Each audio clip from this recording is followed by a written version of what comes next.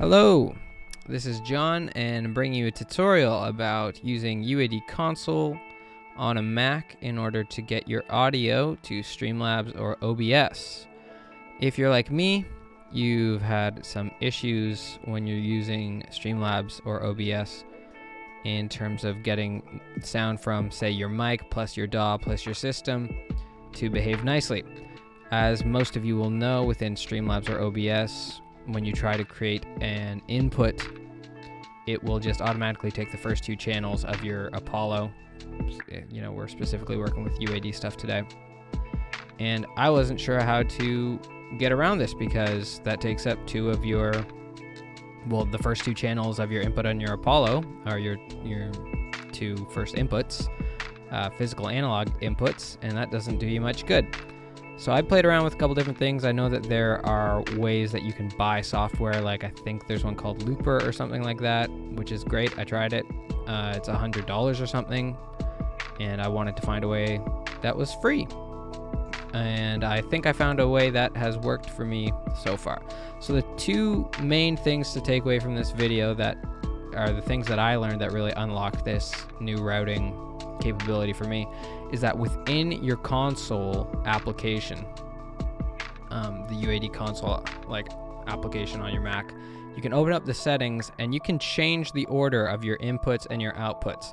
Now, in Streamlabs, they will take the first two inputs in this list of inputs. So usually by default, the first two inputs are your first two analog inputs, the physical ones on your actual unit. But as you can see here, I've switched mine. So 3, 4, 5, 6 are my four inputs from my UAD Apollo X4, where they would usually be 1 through 4. Now they're 3 through 6. And the first two are aux2 and aux2L and aux2R.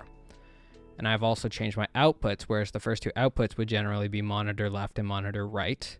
Now you also want to be careful when you're changing these kinds of things around. You don't want to accidentally create a feedback loop, so just have that in mind when you're messing around with anything routing.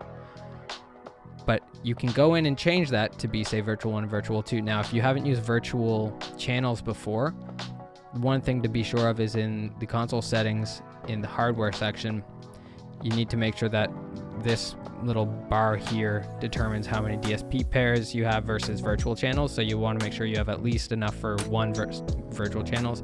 And I always have them linked within my console application. You can link or unlink them. I keep them linked. Channels 1 and 2, so they're L and R.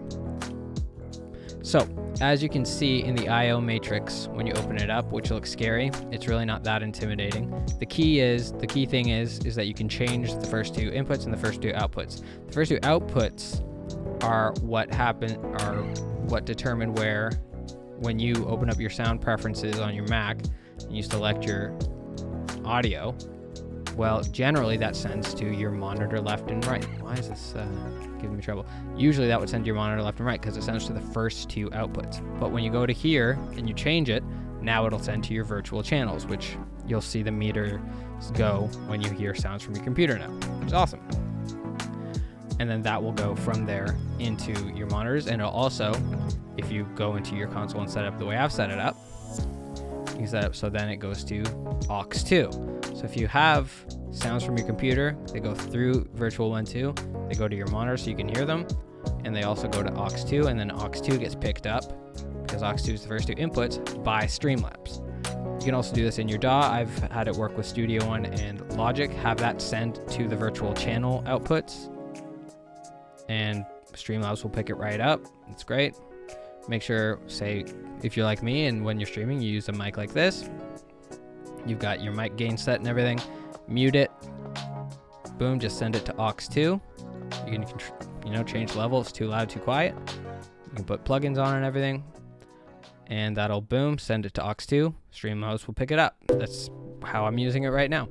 So I think that mostly covers the general idea of how to use creative, well, not creative, but to me it was new, so I'll call it creative routing within the UAD console settings in order to move around the routing of audio within your computer to make Streamlabs work without a bunch of paid for software.